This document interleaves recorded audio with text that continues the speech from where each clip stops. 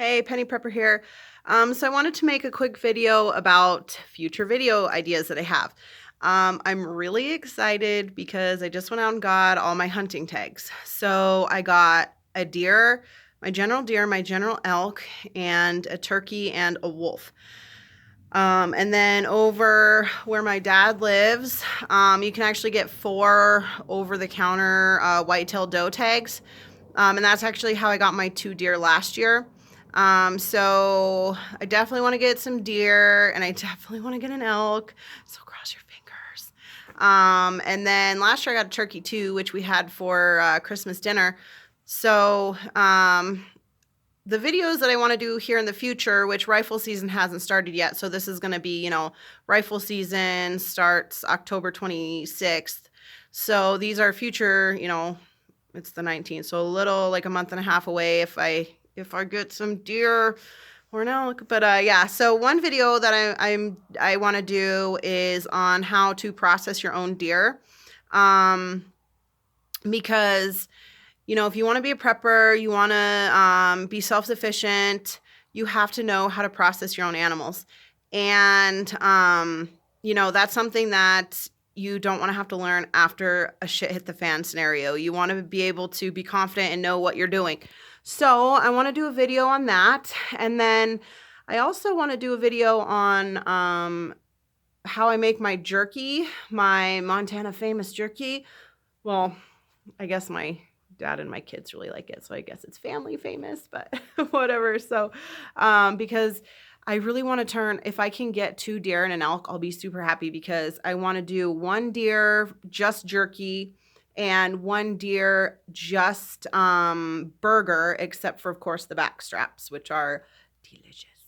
And then the elk, if I get an elk, that will just be roasts and steaks. So I want to show you how I do my jerky, because jerky is really expensive. And if you can do it yourself, like we love jerky, but we don't get to eat it very often because it is super expensive. And so I'll show you that video, and then kind of going off that, if I do have the opportunity to turn a whole deer just into jerky, I have some drawings off of a couple different videos that I've watched on solar food dehydrators.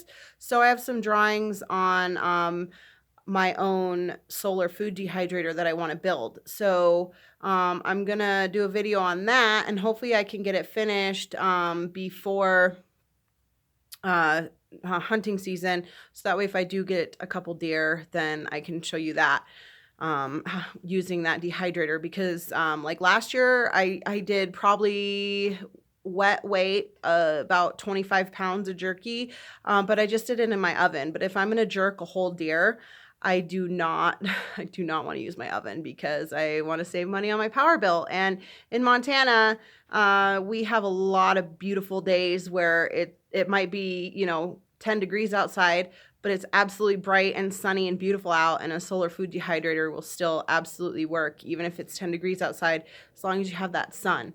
So I'll probably do a video on that.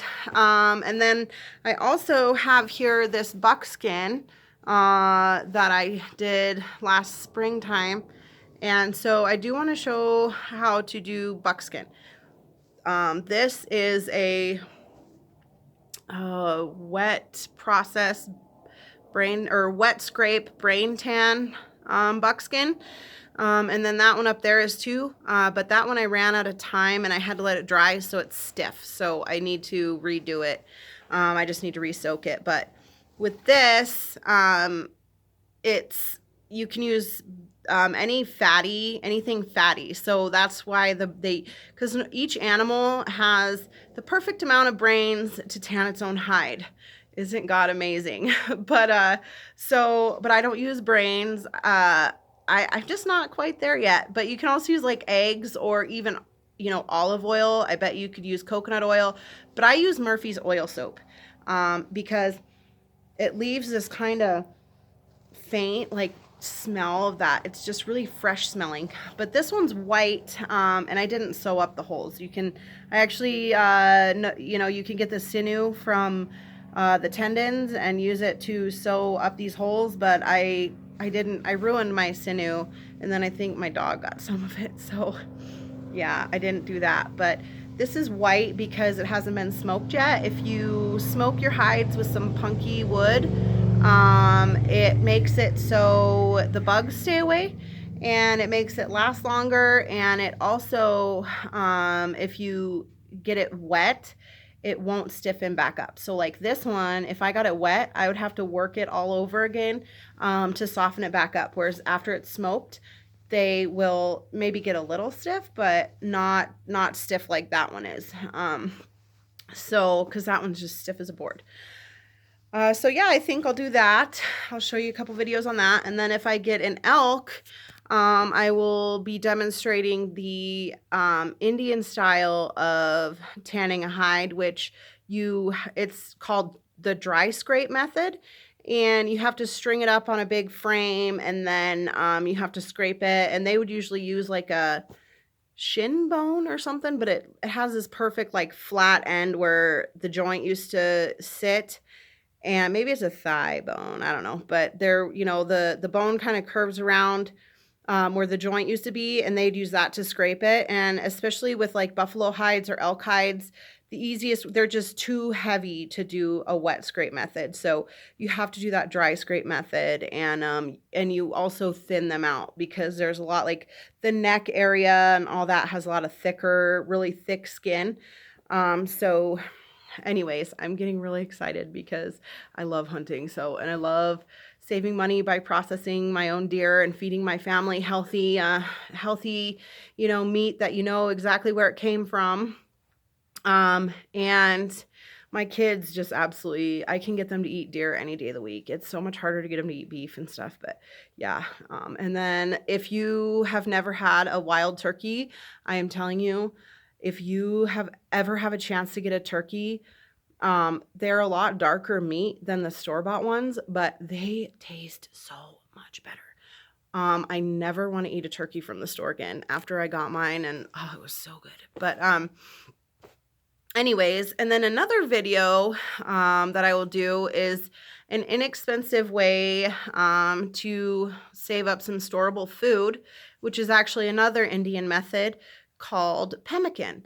And I do have some pemmican that I made probably 5 years ago, and it's still good. So I will be demonstrating, rendering down the fat and making the pemmican, because, a lot of Indian tribes and like the Inuit way up north, they would live off that basically all winter. And all you have to do, if, all the Indians did was wrap it up in some, worked hides, and it can last forever. So I will be demonstrating that because that is, the original mountain man food, and it is, you can make it for really inexpensive. All you really need is meat and rendered fat. You can't use pig or, any white meat, but you can use like, deer or beef or any dark meat. So really all you need is the dark meat and your rendered fat. So I will be doing a video on that. So yeah, if you have any, videos that anything you want me to talk about, just let me know. Oh, sorry, I had a burp. But yeah, anything you want me to talk about, just let me know. And yes, I will do a cold start on the Craftsman. I just don't feel like it this week, but I promise I'll get to it.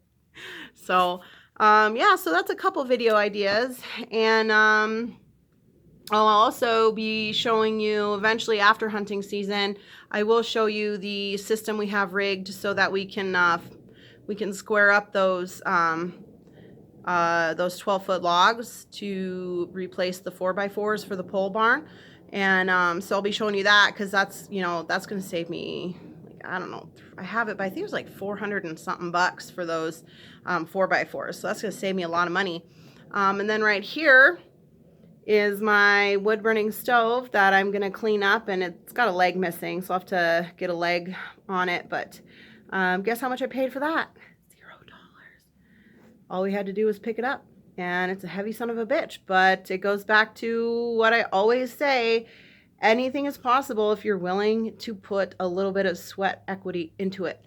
So, yeah, those are my ideas on future videos. I think I covered everything. The pemmican and the hides and the jerky and the logs and the everything. So I have the FedEx guy turning in here. So, all right, Penny Prepper out.